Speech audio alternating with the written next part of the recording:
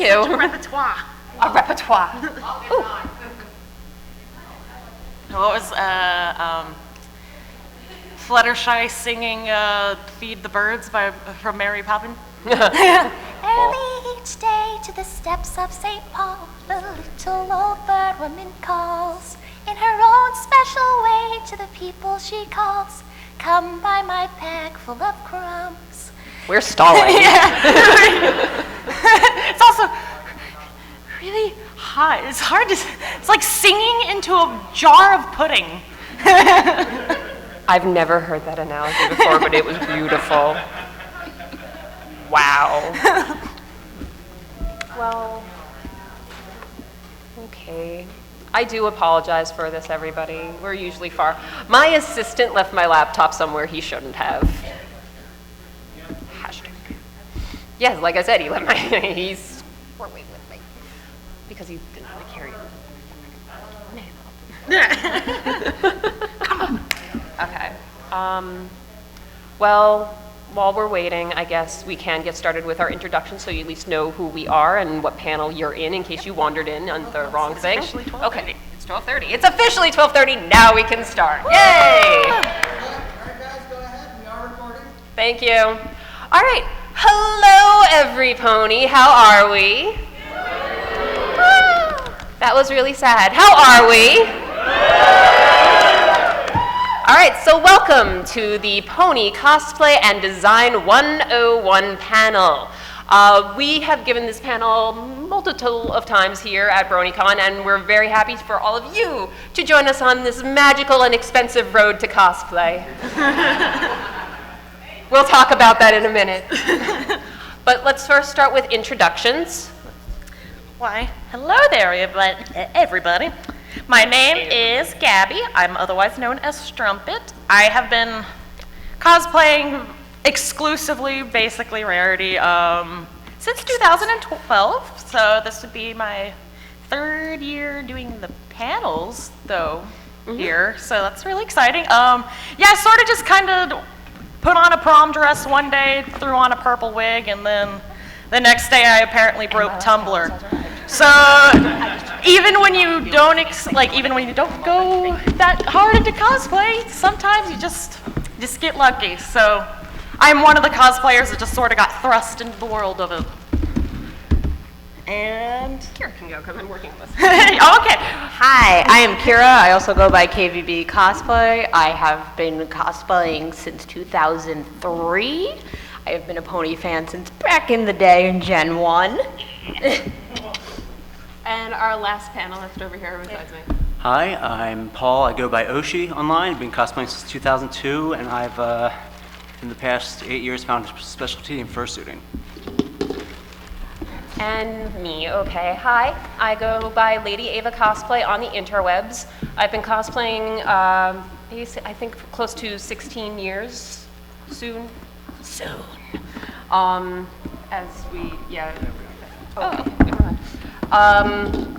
I've been going to BronyCon since, I think it's almost 5 years now. And once again, I've been giving, okay, what up, y'all? Okay. And so, we've been giving this panel for the past 3 years, and it's always been super awesomely amazing. And watch my wonderful loading screen. Thank you. I think I put it on the desktop, so. But yeah, and oh, here we go. A fun fact about me is I actually did work in professional theater, doing costume work on Broadway, off Broadway, and in television and film for a couple of years in there. So, fancy. Loading. Somebody else talk, please, because I'm watching the loading screen. Well, fun fact, first time we met each other was at the 2012 BronyCon. All three of us, actually. Yeah, all three of us. And yeah, now we're like all good friends. But her Granny Smith was so convincing, I thought she was an 80-year-old woman the first time I met her. That was not the first time that happened either. And one other fun fact, that guy right there, that's totally my boyfriend. What up? We met at my second con, Anime Next 2002. And that's how long we've been dating. Yeah, we have no life. I love you. Maybe. With my drag makeup on right now, I don't think anybody could look me anyway. Oh my God. I am really sorry. The internet sucks in here. So we're going to start off with, and I'll bring it up as soon as we get started, but who here is cosplaying this weekend? Raise your hand. Awesome. Who here really wants to cosplay but never has and is looking to try? Okay, awesome. And Come to who's the here right because their place. friend dragged them in here because they were kicking and screaming and didn't want to be here to begin with? It's okay. Yeah. You're okay. You're the best kind of friend. But you're cosplaying, so it's okay. Yeah. But it's all okay. So here's a question for you all. What is cosplay? Where did cosplay come from? Where did cosplay begin? Anybody have an idea of where cosplay originated from? Dipper. Okay.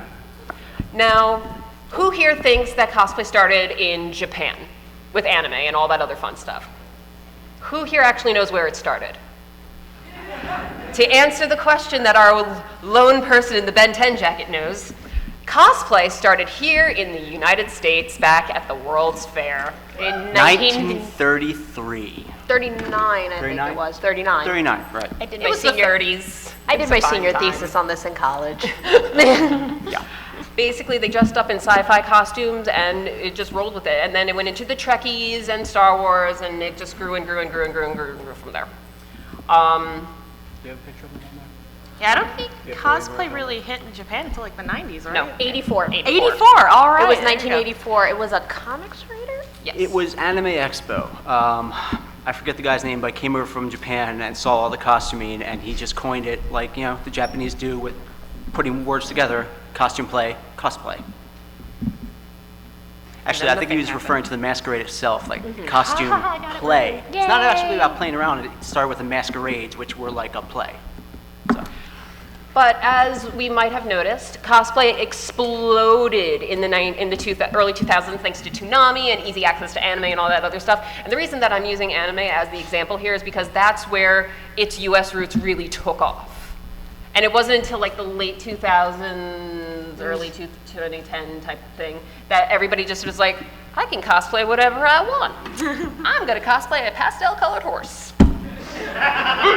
Yep. So, but today the industry worldwide is worth over $600 million because of the mass-produced costumes, because of all this fun stuff. It is, you can make bank if you know what you're doing in a cosplay community. Not, yeah, okay. But with all cosplay and costumes, you either make it, you buy it, whatever. The most important thing about cosplay in general is cosplay is for everybody. Nobody should ever have a limitation on saying that they can't cosplay, because it doesn't matter your size, your shape, your gender, your skin tone, anything like that. You want to cosplay, you cosplay. That's what it is. Cosplay is for fun. And people who sit there thinking that cosplay is not for fun is not your friend. Wow, what the heck is going on here? Oh yeah, and just, Oop. I was just gonna say, just so everyone knows, there's probably gonna be time for questions after. Yes, we'll have 10 minutes So- at the end of the panel for questions. So, all right, types of pony cosplays. All right, we'll get into the fun stuff right now. So let's move on to ponies because history of cosplay has sure happened. Here we are. Okay. So there are different types of pony cosplays. There's the completely humanized version, so no ears, no wings, no life. So no ear, like for example, Kira's photo finish, she has no ears or anything like that for hers, but you still know she's photo finish. She looks like she's out of Equestria Girls, basically. So think of it like the Equestria Girls movie. Clothes. But she wears clothes. She does wear clothes in the show too. Yeah. Then you move on to the anthropomorphic style where you add ears, wings, and horns to the costume design, but you're still humanized. So, like you see people cosplaying something from like Zootopia, where if you're cosplaying Nick, you'd have the fox ears and the tail, but not a full face mask. And then I'm gonna pass this one off to our fursuiter. So for fursuits, it's completely covering the body and making yourself physically look like an actual horse. Oh, there you go. Yeah. just finishing the hotel room. One late. He did. He just finished up the hotel. Yeah, so full head, it could be partial, it could be full suit. Partial, you would just have the mask, tail, maybe, I guess, arm hooves, maybe feet, or you have a full bodysuit, full mascot costume, completely covered, completely embodying the character. Can you show me inside, like construction stuff like that? Are we doing that now? or- Yeah, you can do that. Okay. Yeah, go for it. So making fursuits, he actually has a really cool way of making them, which if you are new to fursuiting, it could actually probably make it really simple for you guys to kind of pick it up and learn how to do it. And he's done a couple of heads like this where you can explain. Why am I explaining? Yeah, First of all, has anybody done fursuiting before? anyone? Yay, awesome. Cool. Awesome. Have any even made fursuits? Double off. Champion. 2 out of 3. Gold star. Okay, so for this head in particular, I used a pre-made pattern online. So this is just a 1/2-inch Ava foam shell. You can just, it's the DeviantArt name is Toki-Riedel. They have the pattern online. Anybody can make a pony head just putting together a puzzle of foam. Great shape too. So your key tools there are going to be hot glue and foam. Not just with this type, but if you're just going to build it up from scratch, you would use green insulation foam, which I actually have in here for padding. You can just create your own custom shape, cover it with fur by sort of taping over the actual head form and then creating a pattern out of that. It gets There's a a little lot advanced. of math involved, so if you don't like math, I suggest something else. It gets a little advanced. Fursuiting is a next level of cosplay for a lot of people. Some people jump into it full force. I had years of experience cosplaying before I even attempted one of these. It really helps if you already know how to sew. So, Which we'll talk yeah. about. Sewing is fun. Yeah. So yeah, and also what a lot of fursuiters will also do, especially for, Baltimore in July, they actually install fans into the heads to circulate air so they can keep having a cool set of airflow moving through so that they don't overheat in the suits themselves. They also will take to wearing cooling vests, which, did you bring your cooling vest with I you? should have brought all that. Oh, okay. The most basic thing you wear under a fursuit is spandex heat gear, like Under Armour. The spandex will wick away the sweat and in turn, because it's kind of moist in there, keep you cool. It sounds gross, but it works. Don't question Cooling it. fan, don't have one in here because there's no mouth or ventilation. Poor Cooling life vest. choices. There's a company called Easy Cool Down that has a vest for $200. It doesn't use ice packs or anything. It uses something called phase change material. It solidifies at 56 degrees. It stays that way for 3 to 4 hours. It's wonderful. It's not too cold. It doesn't, give you freezer burn or anything, frostbite, whatever. You won't look like a piece of chicken out of the freezer. The problem is, as soon as it deactivates and fully liquefies, it becomes an insulator, so you gotta change out the packs or something. Here's a secret for me. I did not pay $200. I found the cooling packs online on Amazon for $71. Made a mesh vest myself. Saved a lot of money. When in doubt, Amazon. Yep. Okay, we'll talk about that later. Okay, and then we move on to like Rule 63 cosplay, where guys portraying female characters and vice versa. This is also technically called crossplaying. Has everybody heard the term crossplay before? Wonderful.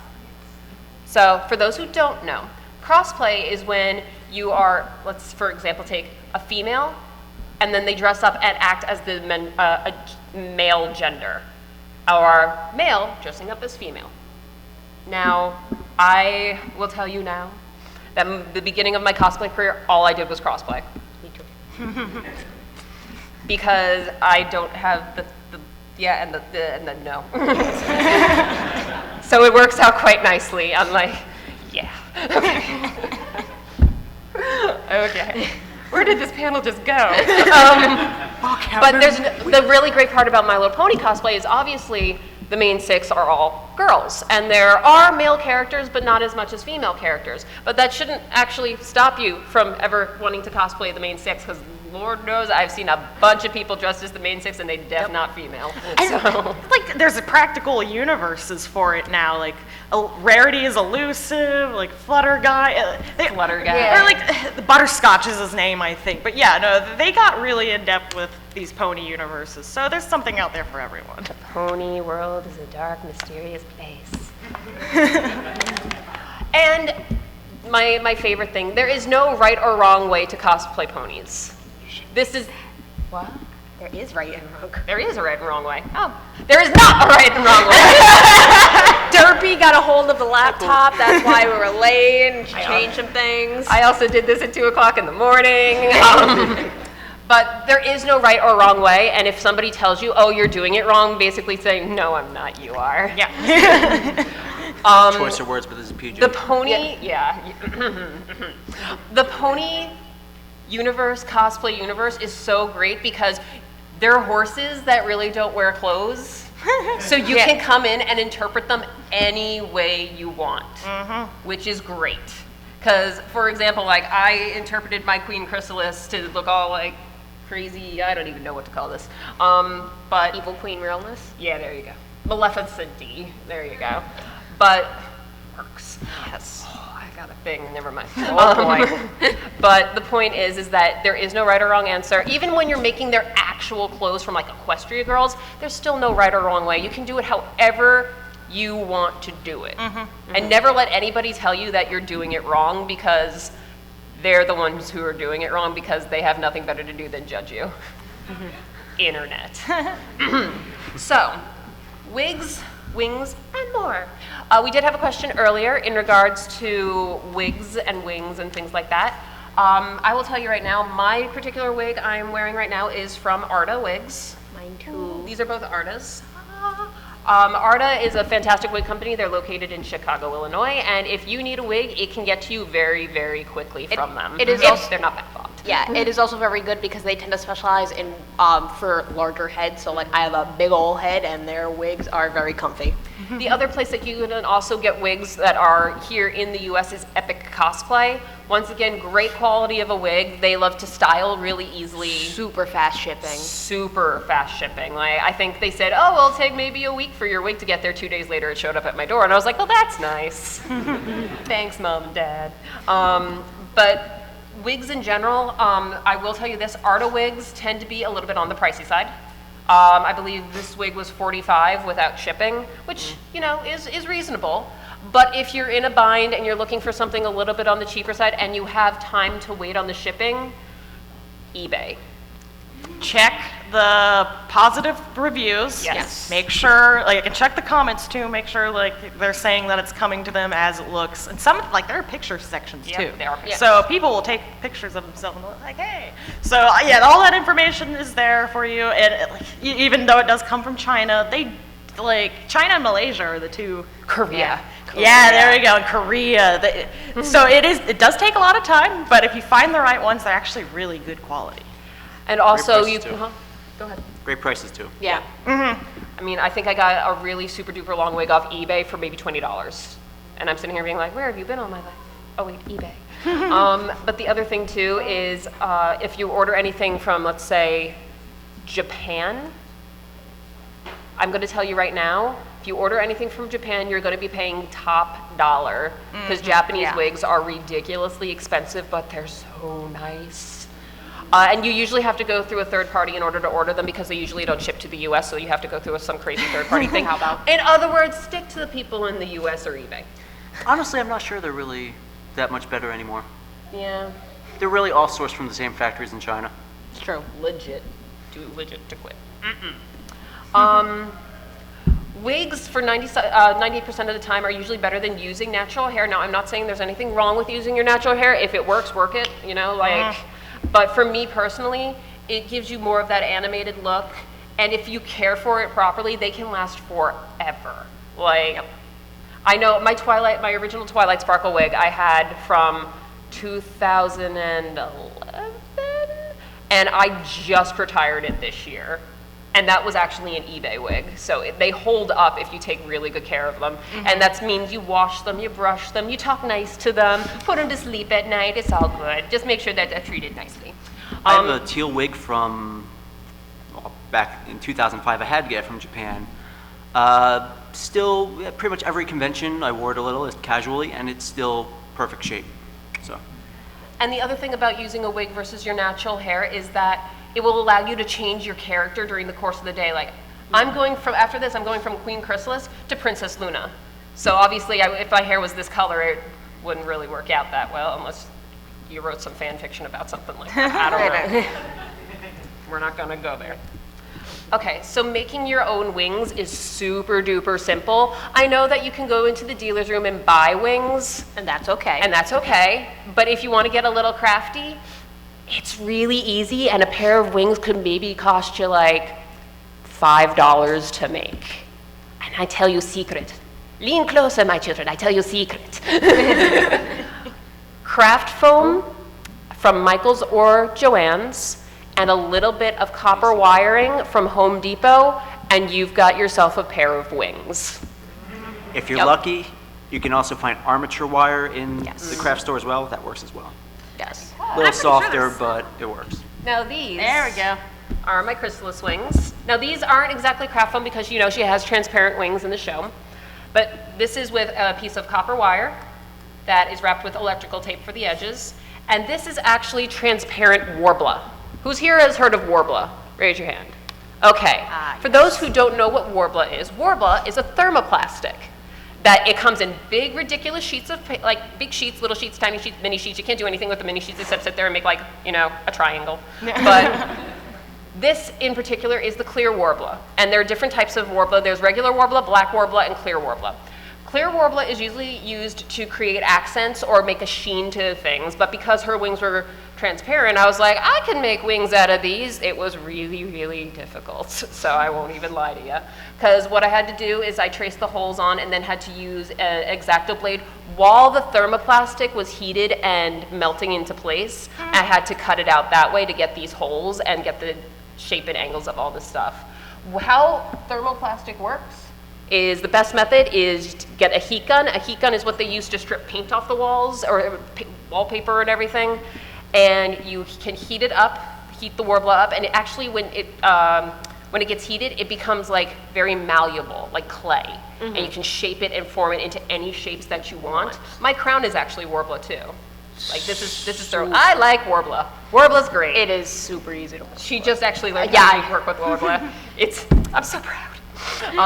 But yeah, this is all craft foam underneath and 2 layers of Warbler, and this thing it's not going anywhere. Like, it's as hard as a rock. And the other thing you also have to remember with Warbler is you have to sand things. Sanding is going to be your And new best friend and priming. enemy. And priming. It's time consuming, but the end product is really cool when you're done.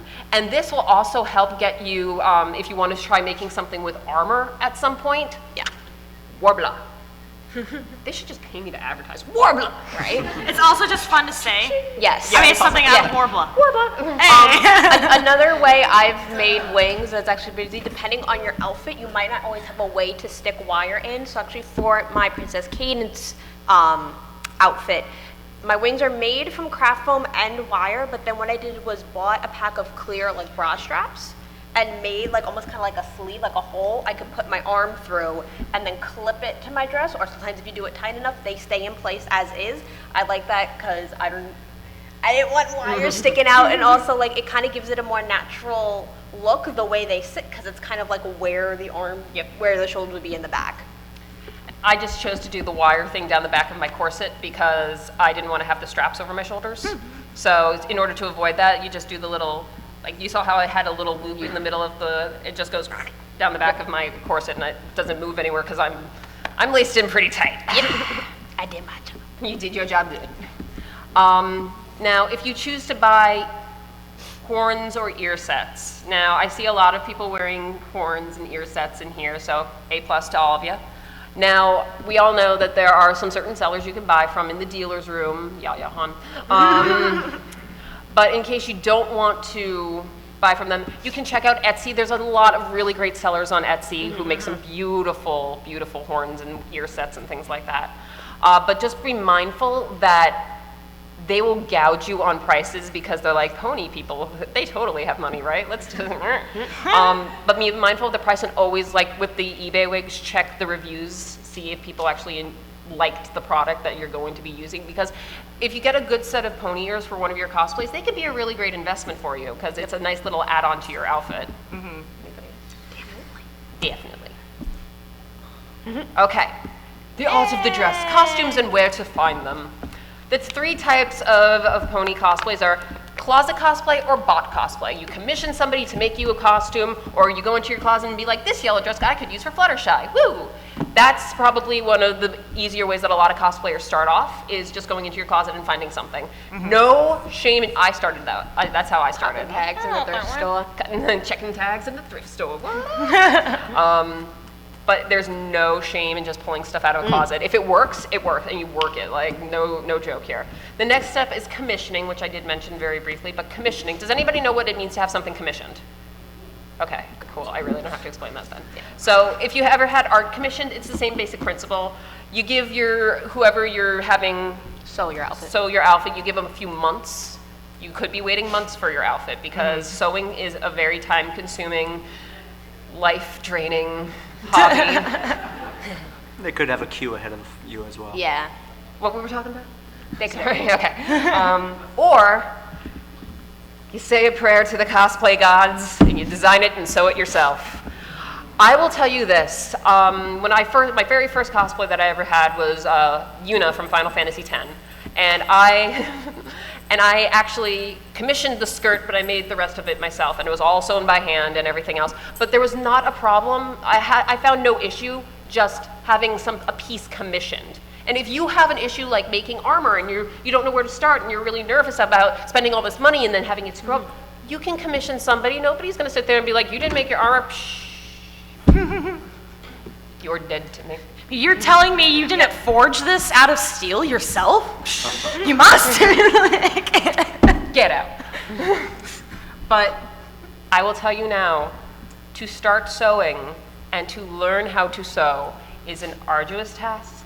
It can be very time consuming. It can be very frustrating. You may not get your seams sit right or anything like that, and you can get upset very easily. Don't get upset. I've been doing this for a really long time, and when I was making my corset for Chrysalis, I broke 4 needles on this because I was sewing with steel boning in here. And I sat there and I kept breaking needles, and I just sat there and put my head down on the desk and started crying, being like, why? I may look elegant, but I'm not. But yeah, it's a great skill set to have to learn to sew, and I highly, highly recommend doing it. And guys, I don't think anybody at this kind of con would think sewing's too girly. But if you do, it's just another power tool. A sewing machine is another power tool. I like that. I like that a lot, yeah. Okay. So now we're going to move on. Let's say you finish sewing your costume, and you've got your wig, and you're at the convention, and you're ready to go out, and you're outside, and you get your photo taken by a friend of yours with your camera, and they turn it around and be like, good Lord, girl, look at those bags in your eyes. You were so up and late last night. Let's talk about makeup. Because, oh my God. You go. It's so hot here, though. I know. That's like me the entire week, and it's checking my makeup. It's so hot in Baltimore, guys. How do Setting y'all spray do it? is your friend. So, you want to go? Sure. All right. So makeup is just like one of those things. You don't have to do it.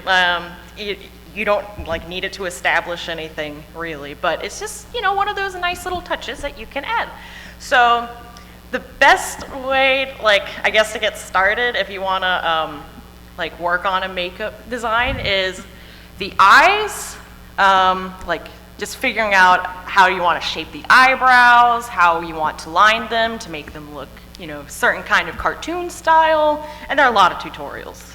YouTube is your friend. There are so many makeup tutorials now because of the rise of RuPaul's Drag Race. Everyone is into doing makeup now, and it's great. I mean, that's what I wanted. I was raised by the Westmores.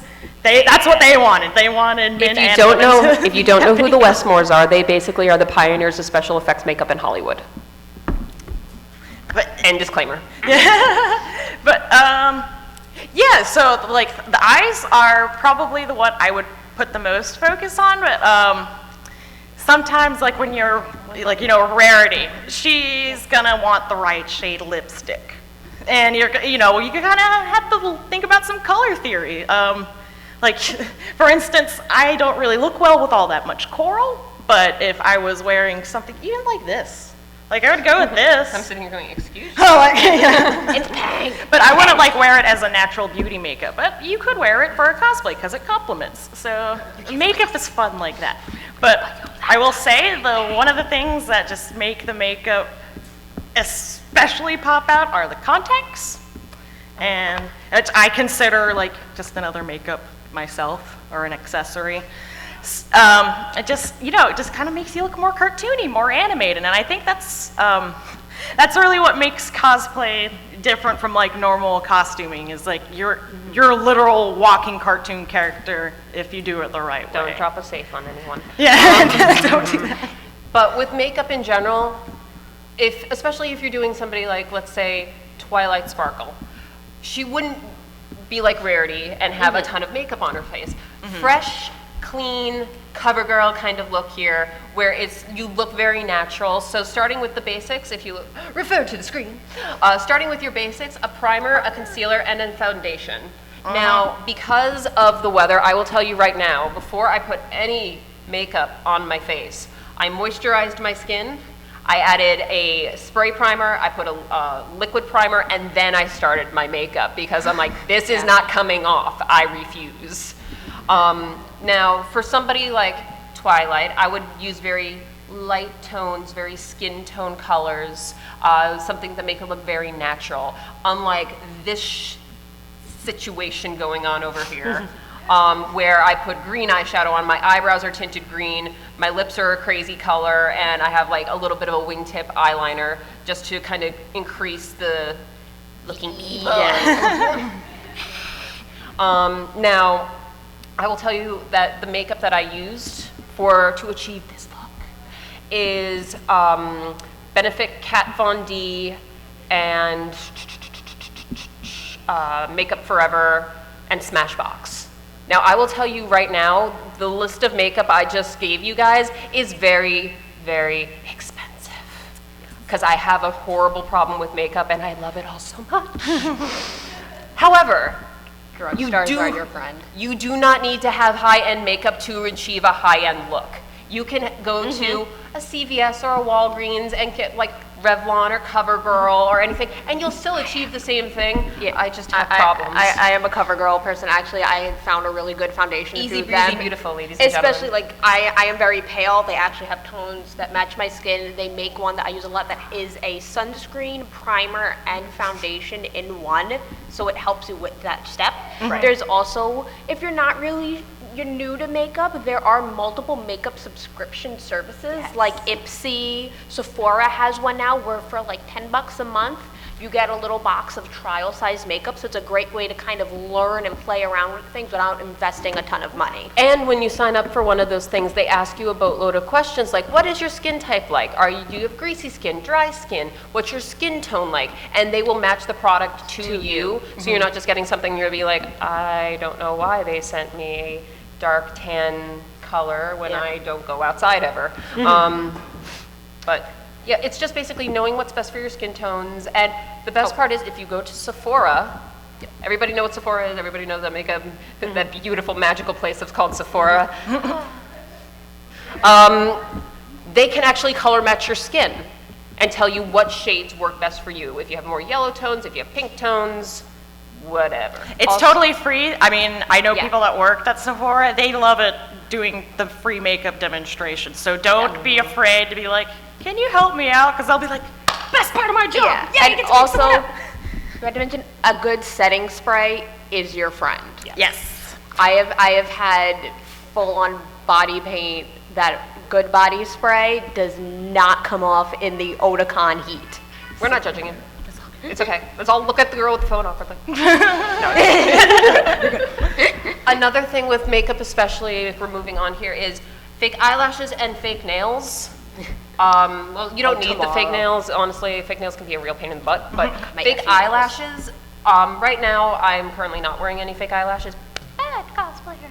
But they add a little bit more dimension and give you more of a cartoony look, especially if you're going for like, say, Rarity. I would put on like big, ridiculous lashes, being like, yes, darling. I have literal bedazzled eyelashes for when I cosplay Rarity. Oh, yeah.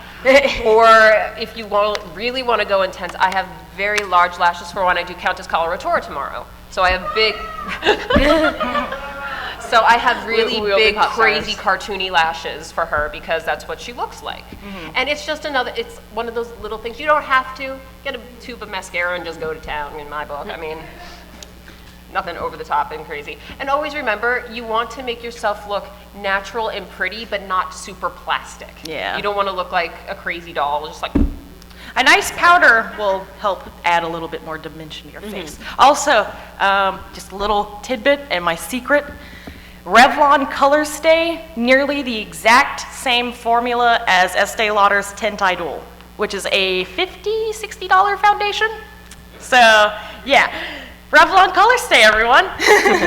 remember. Okay, so you got your wig, you got your costume, you got your makeup, you're looking fabulous. And now it's time for photos to be taken of you. Okay.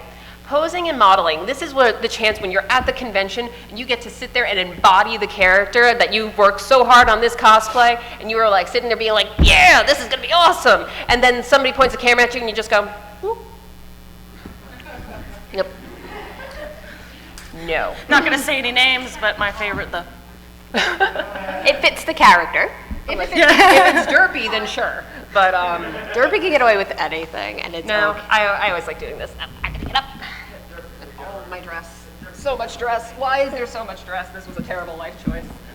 All right. So, if you are in Queen Chrysalis, for example, you would not sit there and pose like Pinkie Pie. No. What you would do is you would pick something a little bit more evil or dramatic. So usually I go with the crazy, like creepy looking hands where you open the hand up, you kind of lean into it. The best thing I can recommend, and it's going to sound silly, watch America's Next Top Model. Yes. do it. Yes. Yeah. You gotta work it like the rent is due tomorrow. Now, and obviously there are so, Kira especially knows this, taking really silly photos is Oh so- my God. She catches me always eating. We always have a long-standing tradition. It's like I'm eating a Pop-Tart, always. And you don't have to be in character, but I could be standing here, I could be talking to Paul, and someone's like, hey, can I get your photo? Oh yeah, sure, okay, 1 second. So anyway, about dinner. Yeah. But work your costume to the best of your ability. Like, I have a ridiculously long train that I like to play with and work with in costume because it's fun. Now, what is cosplay and walking around a convention without friends? Who here is with your friends this weekend to cosplay? Woo! Friendship! Isn't it? Yo, the two shining armor sitting there bonding. Come here for a second.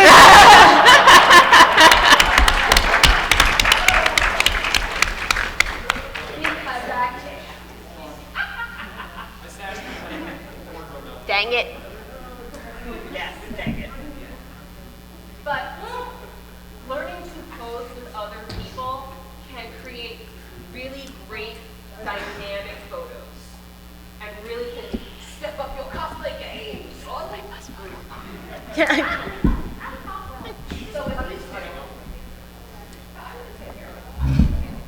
So if I were posing with these two, let's say, which I've been basically doing all morning, I would not sit there and be like, hey!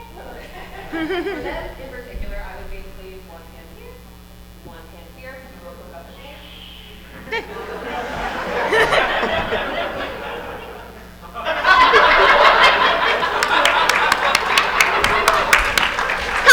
And when you're the unrelated character, that's what you do. And photo bombing is the best way to say I love you. But, to be fair, if I was just posing, let's say, with this guy right here, and if you were the photographer wanted a really nice close shot,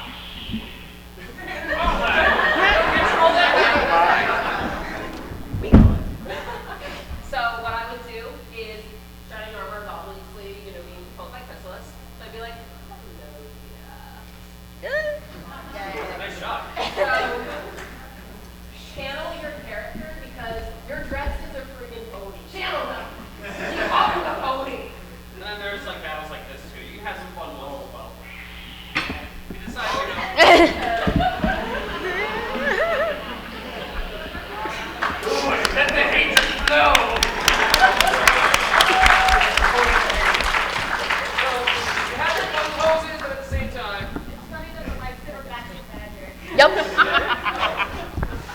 And mirrors are your best friend. Full-length mirrors. Yes. There's no shame. Well, there's no shame to look at yourself and be like, yeah, I'm great. Like, y'all should do that more often, but definitely practice posing in a mirror. You'll have fun. Yeah. There's nothing better than when I was practicing poses for Chrysalis and all of a sudden, my mom walked in and be like, what are you doing? Nothing. Yep. Oh yeah, and I watch how my mouth moves, like when I do things, just to see how like the lipstick reacts. Oh yeah, you can learn a lot about anatomy and stuff by just watching yourself pose. Now, this is a fun tip that I actually picked up from America's Next Top Model. If you are cross-playing and you are female doing a male character, there is a little trick with when the photographer is about to snap a photo. What you do is they usually go, okay, ready, 1, 2, and they'll snap the picture. Right before they do, clench your back teeth together. The reason for that is what it does, it creates a hardened jawline and makes you look a lot more masculine in your photo. Also, contouring and bronzer is your best friend, but we'll get into that at another point. That's for another panel I like to give. Contouring and, yeah, that's expert. But always expert remember, makeup. when you're walking around the convention, especially on a really hot day like today, and you want to sit down and take a break, you are in the right to say no to having photos taken. Yep. And no, and I switched the slide. Okay. But you are in the right to say no. Okay. Now, we're going to move on to a topic that I always feel like we do have to go over, and we will go over it very briefly because you all should know this by now. Cosplay does not equal consent. Who here has heard that term before? That's good. I'm glad. So, sorry, we have a lot of feelings. It's so upsetting that I actually have to say this at every panel that I've given for cosplay. Female cosplayers, male cosplayers, there is nobody who is not having this problem. I can't word good. However, inappropriate hugging, touching, glomping, entering somebody's personal space when they've clearly said no, those are all things that if that happens, you find a staff member and you tell them that you are uncomfortable with the situation. Just to let you know, we are on staff. The two of us. The two of us, we are staffers, we are event staff. If you ever have a problem with a person being too close for comfort or really not to sound strange, but skeeving you out, please go to staff, go to security, tell them, and they can help you. That's what we're here for. We're here to make sure that you guys are A-okay and having a really good weekend. Having the best con ever. Thank you. Best con ever. But also, respect cosplayers' personal space. Like I said, don't run and give hugs. Anybody ever heard the term glomp? You too. Late 90s, early 2000s we've. So, if you don't know what a glomp is, it's an incredibly running start aggressive hug. Yeah. I've had it happen to me. It stinks. I had a friend who did Howl from Howl's Moving Castle. Yes? Good movie? Yes? Okay. Yes. Now, remember in the movie he gets his full crazy bird form and he has all the feathers all over him? A friend of mine did that version of Howl, ironically, here at Otakon when the Otakon was here. And what happened is that she was in the costume for 15 minutes. A girl glomped her and destroyed her costume. 6 months of hand-laying feathers into a bodysuit with her wings destroyed in under 2 seconds. Give cosplayers personal space. I have a bubble. You in my bubble. Yep. I'm going to extend that, especially consent, asking for hugs and everything. Goes double for fursuiters. Yeah. Limited vision. We can't see you coming from over here maybe. Or in this case, from right in front of me. So just get attention, ask, please. The worst that will happen is they say no. Yeah. And you just move Most on. likely won't. We'd just like to know you're coming. Yeah. And the other thing too that I'm going to tell you is that you have to learn to respect everyone. We're a community of cosplayers and there is no hierarchy here. And I always love to see people who think that they're better than somebody else. But nope. I have 3,000 likes on my cosplay page and you only have 200. Go ahead. This is going for a whole nother panel we do. not the case. Just because, you know, maybe somebody isn't strong on social media doesn't mean that they're not lesser of a person. I personally find social media to be silly. I mean, I have a cosplay page because I like to keep, you know, church and state separate of my personal life and the cosplay life. But at the same time, it's one of those things where I'm sitting here being like, just because you have X number amount of likes does not make you better than anyone else. Yeah. And people will get egos over it. Be like, I should be a guest at your convention because I have 3,000 likes and everybody loves me. Yeah, okay, no. My cosplay page only has about 200 likes on Facebook, but like everyone knows me and it's really weird. So just because like your social media. I love you. Thank you. I love you too. So like just because you're like, if you are, you know, sad about like low numbers, that doesn't mean you're not known. Like when I go to conventions, like that is when people see me. And that's probably the same for a lot of people that regularly I still go to get very, conventions, it's so. actually kind of strange when people are like, oh my God, you're Lady Eve. I'm like, where? And I'm like, oh, what? Okay. If anything, the higher like numbers are usually superficial, either possibly bought likes if it's in the tens of thousands, or you just got random normal people liking you, and you'll never interact with them. Yeah, it's nice having a Your nice likes core aren't audience. your friends. And remember who your real friends are, because at the end of the day, your likes are just that. They're people on a computer screen. And these are the people that really matter. Your friends like you. If your friends don't like you, you have problems. Okay. Now, we are going to open this up to questions. So if you guys want to come up here, make a line, give us some words that you'd like to talk about. Anything we didn't cover? Right, there's one thing I did want to cover. Oh no! He reminded me, trigger discipline. Oh yes. When you're posing with a gun, don't pose with your finger in the gun. Pose like you're holding, hold like that. That's perfect. Like just your finger, index finger across. Because if you're around a Marine and they catch you doing like, there are a lot of Brony Marines here, and they catch you like your finger on that trigger, you'll get your butt handed to you. All right, so let's begin. All right, quick mic check. All right, there we go. Let us begin. Okay. Oh no, did I answer your question? Oh, You can talk about it more. Please. Yeah, come in line. Yeah, you can talk about that more. Okay. Yes. I went here 2 years ago, and there was like a costume like parade or competition, whatever. yes. I really wanted to enter into that this year, and I don't know if it's too late to sign up or anything like that. For the fashion show, you're very in luck because I run that. Hi. I actually Okay, want to we're be in staff. that. We're I staff. remember that. We staff that. So if you want to sign up for the cosplay fashion show, come to the Hall of the Moon tomorrow at 1:45, and we will be doing on-site sign-ups. Okay. It is first come, first serve though. So All try right. and get there as early as possible. Just to note, that is not the competition, that is just to I walk know, on and it's- show off your Craftsmanship costume. judging Yeah. is way full. Yeah. All right. If you have a question about I'm a craftsmanship judge. judging, we're full up. Sorry. All right. Thank Okay. you. You're welcome. Next. So how did you get your crown to stay on like Oh, that? yes. All right. So, if you might have noticed, I am not wearing a headband with my crown. There is a fun trick that I actually learned from a friend of mine where I can't actually take it off because it's really on there, but no glue, no sewing, no nothing.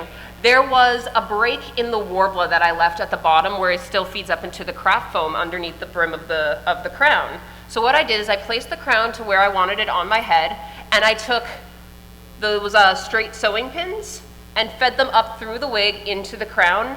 And once you do that, it don't go nowhere. and that way you don't have to worry about a headband slipping or sliding. And I honestly forget it's there. Like every once in a while I'm like, oh, okay.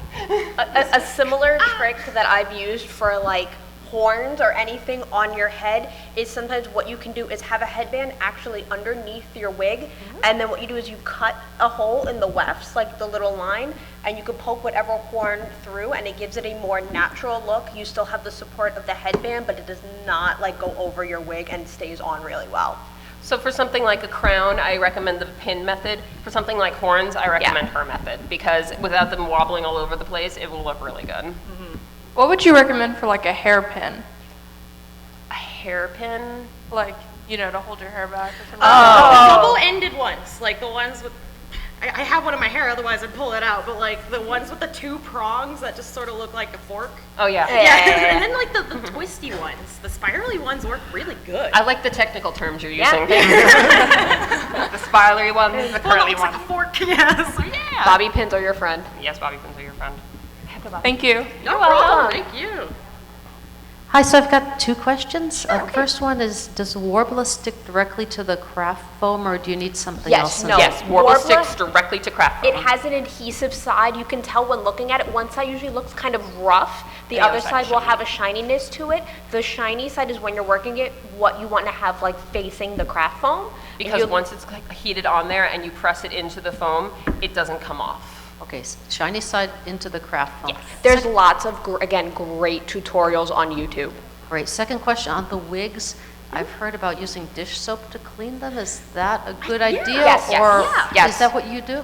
Yeah, I usually use clarifying shampoo because I know that clarifying shampoo won't mess with my scalp because I have very sensitive skin for my scalp. And dish soap is good, but I know clarifying shampoo will actually keep my scalp from being like, not sitting here being like, scratching my head, being like, I'm not confused, I'm just itchy. So, If it's good for the ducks, then it's good for us. if it's good for the quackers, it's good for us. Thank you very much. You're no welcome. problem.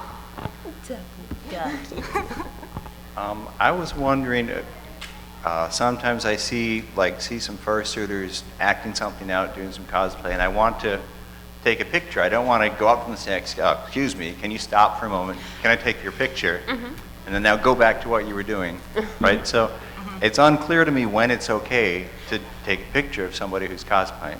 I think it's this is my opinion, but like when there's like an acting out and like, you know, it's kind of drawing a crowd, like I think at that point, like you're putting yourself Yeah, in the spotlight. you're making yourself the center of attention. Yeah. Thus, you're just. It's okay. Yeah, If they're acting stuff out and just drawing a crowd, then it's okay to snap a photo. If they're just standing there talking to a friend, you can always ask. Yeah. Because it gives them time to pose instead of having a picture where they're talking and they're like, in your photo, which isn't cool. And also sniping cosplayers is a big no-no. Yeah. Because I've had it happen already, like multiple.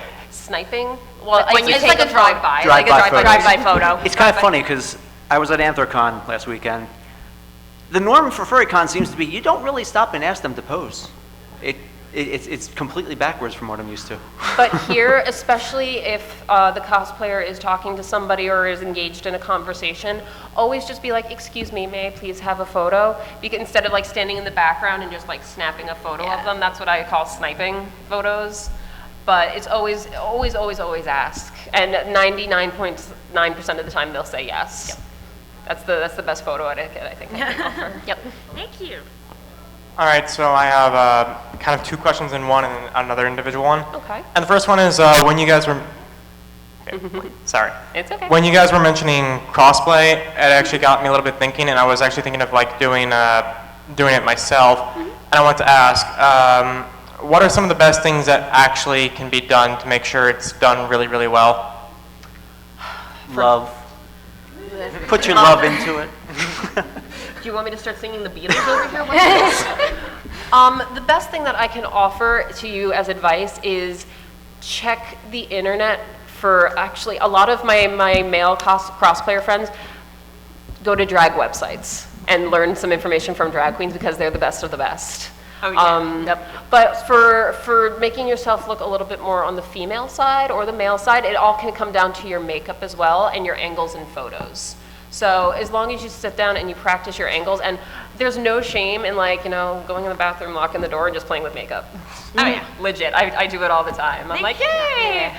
Why? But honestly, tutorials online and just learning about like how your face looks at different angles to create that look type thing will definitely help take your crossplay from here to here and be awesome. Thank you. You're welcome.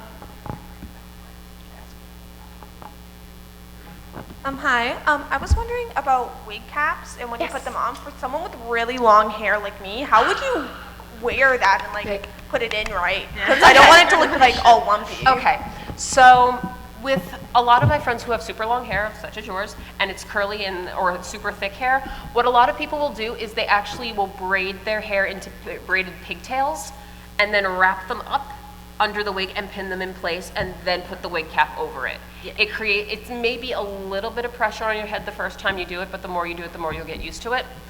But that's honestly one of the best methods to do it, is just to braid your hair. You don't have to make it super tight, but like make sure that it's tight enough that it's not gonna be falling out all over the place.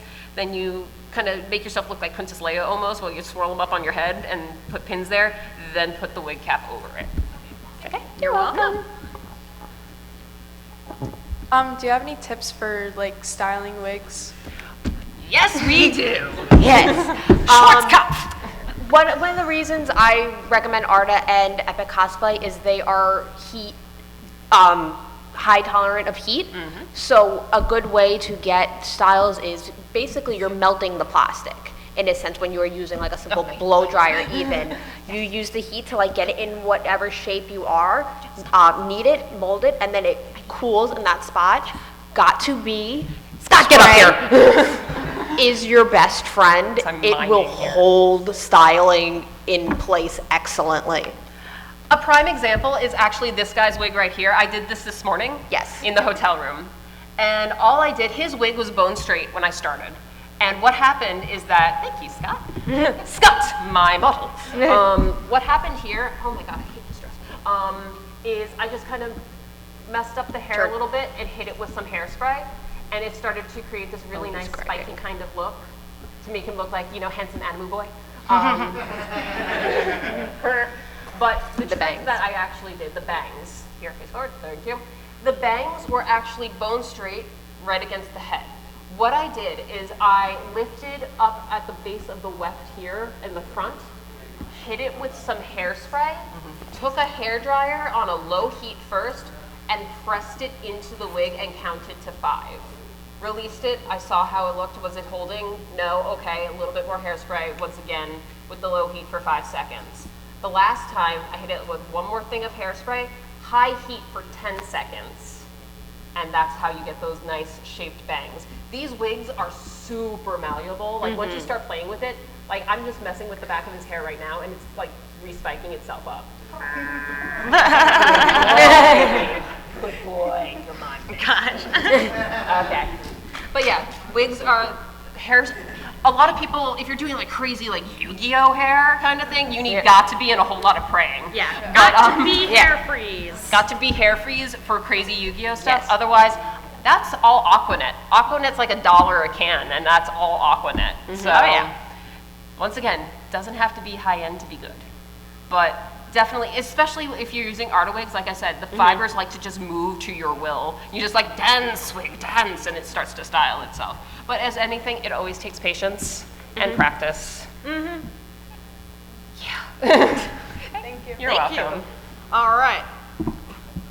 Hello, sir. So did you have any advice for like weapons or other large implements? Yes. Okay, yeah. So yeah, that trigger discipline thing you were doing, that is great.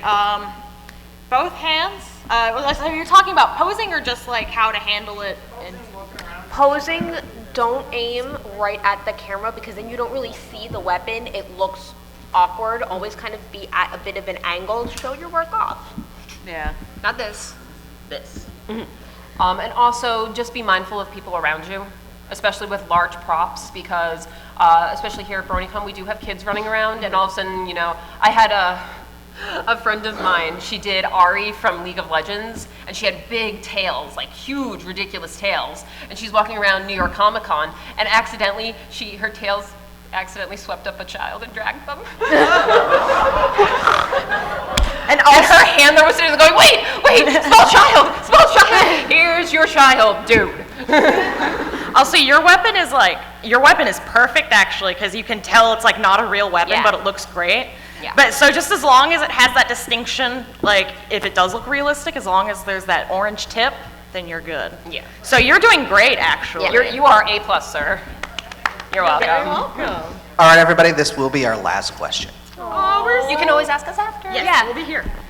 Okay, so I am not new to the whole building thing. I'm a sculpting major. I actually got my degree in sculpting. So I know how to weld and I'll use all the different tools and things like that. I want to build a pair of retractable wings. Okay.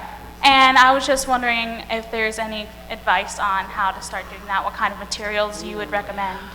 For retractable wings, I've seen a lot of different methods actually. A friend of mine actually used PVC pipe and created a pulley system throughout the wings that and it was attached to her foot actually because it was for a skit.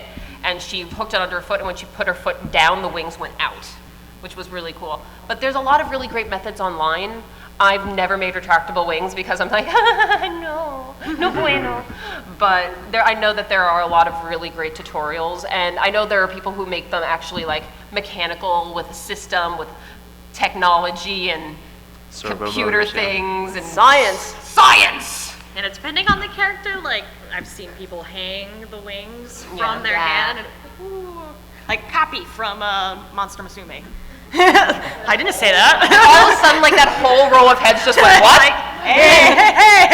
But yeah, unfortunately, I've actually never made a pair of retractable wings, but I've seen some really great tutorials online, and I'm trying to remember that one person. I don't remember off the top of my head, but I know they're out there somewhere. But okay, well, thank you everybody for coming to our panel. Thank you.